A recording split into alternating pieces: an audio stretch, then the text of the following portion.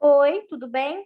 Hoje eu, a Camila Tani, o Gabriel Cainelli e a Sabrina e a Bruna Oliveira iremos apresentar um seminário sobre ensaios de imunofluorescência da disciplina de imunologia. Pode passar o slide, por favor. Para dar uma introduzida no assunto, eu vou explicar o que é a imunofluorescência em si. A imunofluorescência é uma metodologia baseada em uma marcação pelos antígenos utilizados tanto nos tecidos quanto em soro humano ou em animais. E assim, por meio de anticorpos específicos marcados com fluorocromos, onde essas substâncias são capazes de absorver a luz ultravioleta, ela consegue emitir um determinado comprimento de onda. E assim, a gente pode conseguir observar ao microscópio de fluorescência com raio ultravioleta. Aí a gente consegue diagnosticar precisamente sua presença pela sua fluorescência. Os fluorocromos mais utilizados são a fluoresceína e a rodamina.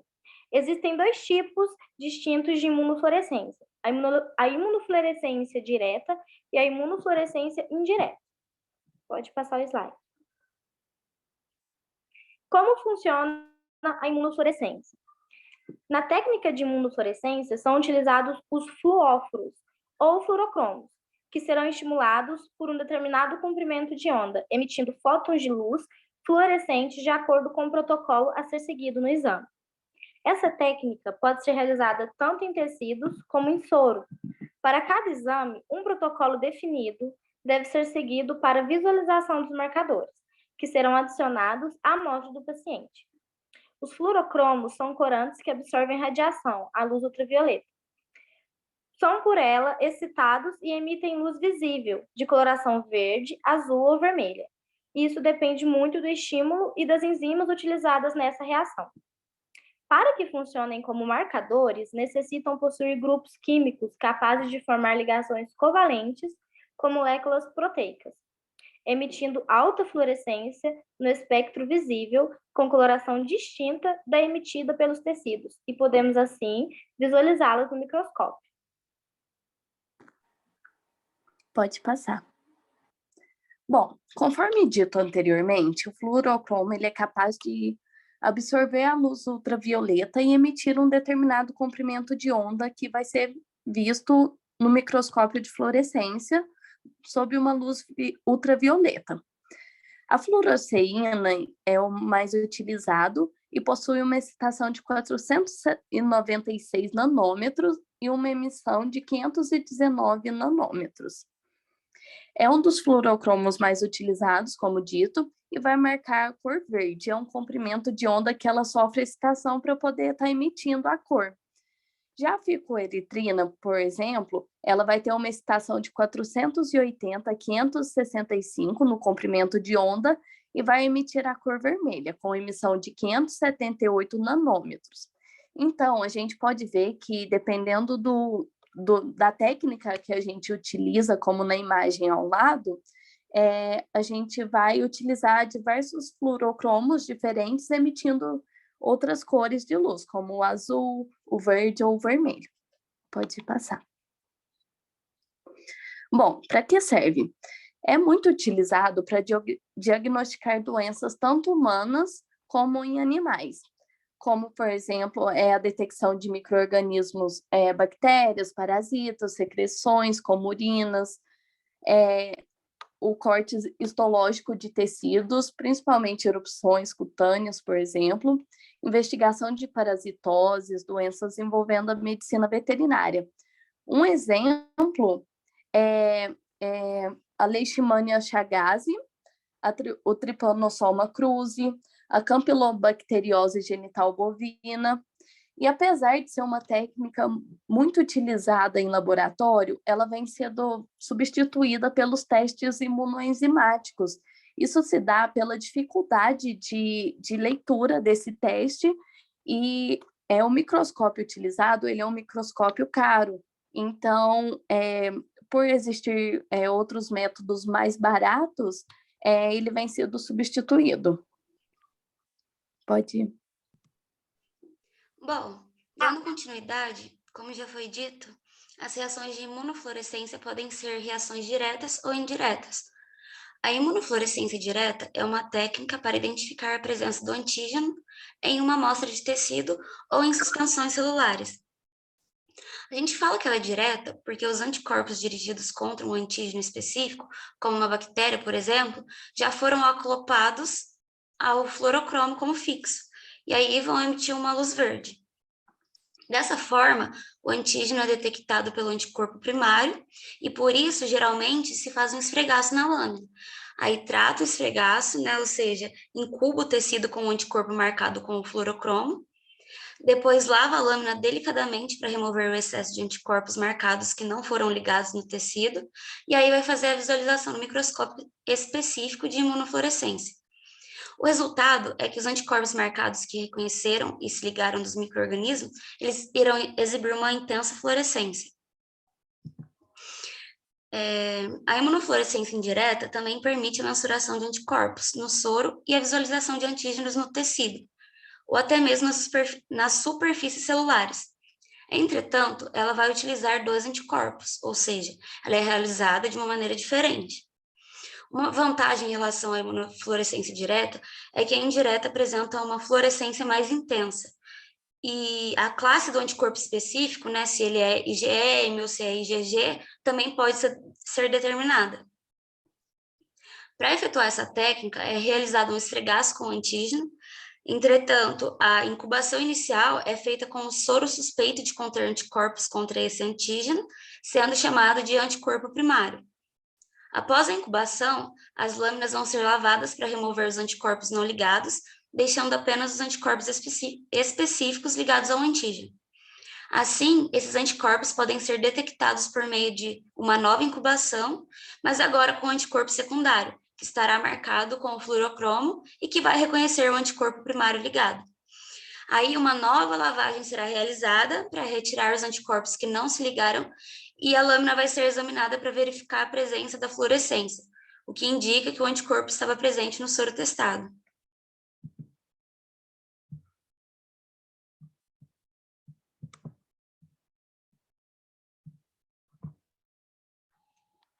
Bom, as vantagens da imunofluorescência direta, uma delas é a possibilidade de detecção de proteínas intracelulares e de sua localização.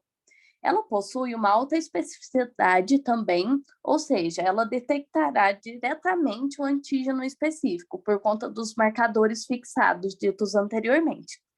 É um método eficaz na identificação e abrange um campo diagnóstico mais preciso para essas doenças. Pode passar. Bom, como desvantagens na imunofluorescência direta, temos o alto custo do microscópio de fluorescência, onde o custo desse aparelho específico, que é o microscópio de fluorescência, onde ele emite luz ultravioleta, é muito alto. Temos a necessidade de um conjugado para cada antígeno, que é a necessidade, então tem-se a necessidade de obter um anticorpo específico e fazer a ligação desse anticorpo com esses fluorocromos. Tem a necessidade dessa realização desse trabalho em laboratório. Temos também a subjetividade da leitura.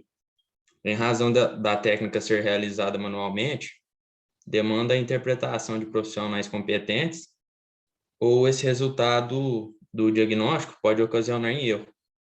Outro fator de desvantagem também está relacionado à intensidade dos fluorocromos, que às vezes dificultam o diagnóstico. Pode passar. Bom, já as vantagens da imunofluorescência indireta, ela também vai apresentar uma alta especificidade e sensibilidade, sendo de simples padronização e execução. Mas diferente da direta, que é mais específica, ela consegue abranger os antígenos sem que haja necessidade de um anticorpo conjugado específico para identificar cada patógeno. Pode passar. Nas desvantagens da imunofluorescência indireta, apesar dessa técnica ser um pouco diferente, as desvantagens são quase as mesmas, já que os equipamentos utilizados não mudam. Então, temos o alto custo, necessidade de conjugado para cada antígeno, a necessidade da subjetividade por parte dos examinadores. Temos também a impossibilidade de automação, que são o uso de técnicas computadorizadas e mecânicas para o diagnóstico. Então, devido a esses fatores de desvantagens, essas técnicas estão sendo gradativamente substituídas por testes imunoenzimáticos. Pode passar. Bom, a imunofluorescência ela é muito utilizada tanto na histologia como na sorologia. Essa técnica ela é utilizada os fluoróforos e os fluorocromos, onde eles são estimulados por um determinado comprimento de onda, como dito anteriormente. Para cada exame, deve ser seguido um protocolo para visualização dos marcadores, que serão adicionados à amostra do paciente. Para que os marcadores funcionem, é preciso possuir grupos químicos capazes de formar ligações covalentes com moléculas proteicas. Esses marcadores de fluorescência, eles podem ser vistos apenas em microscópio ultravioleta. O convencional, ele não é possível ser visto.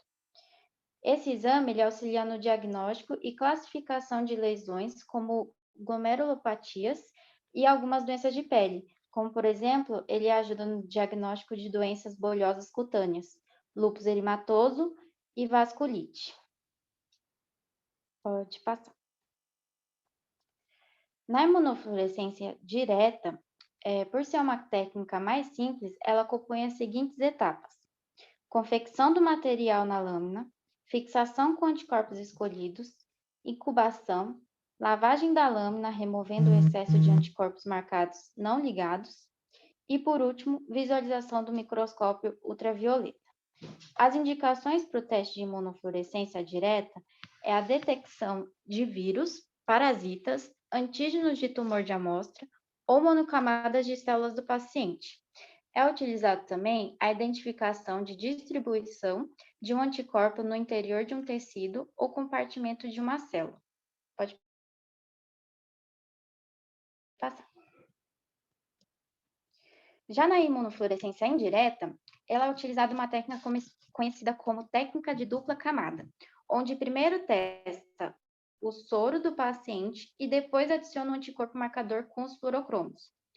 Na imunofluorescência indireta, ela compõe as seguintes etapas.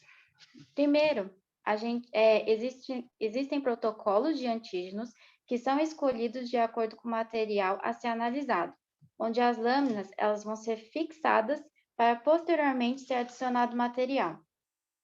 Depois, realizado a diluição do soro teste, colocando-o sobre o antígeno e incubando para que ele possa formar o complexo antígeno-anticorpo. Na etapa seguinte, são feitas várias lavagens para a retirada dos anticorpos que não foram ligados na reação. Depois, toda a reação ela vai ser incubada com marcador fluorescente e se houver um anticorpo no soro, o marcador ele vai reagir com um anticorpo específico para o antígeno. E, por fim, a gente vai observar a reação no microscópio. Pode passar. Bom, como foi falado anteriormente, né, a imunofluorescência ela é utilizada na rotina laboratorial, mas ela está sendo gradativamente substituída, como, por exemplo, o teste de imunoenzimático. O motivo pelo qual ela está sendo substituída é devido à necessidade de um microscópio manual, subjetividade de leitura, alto custo de operação e dificuldade de automação. E o diferencial desse teste de imunoenzimático é que ele possibilita diferenciar tumores e diversos laboratórios de histopatologia biópsia de rim e de pele já aderem a essa técnica. Pode passar.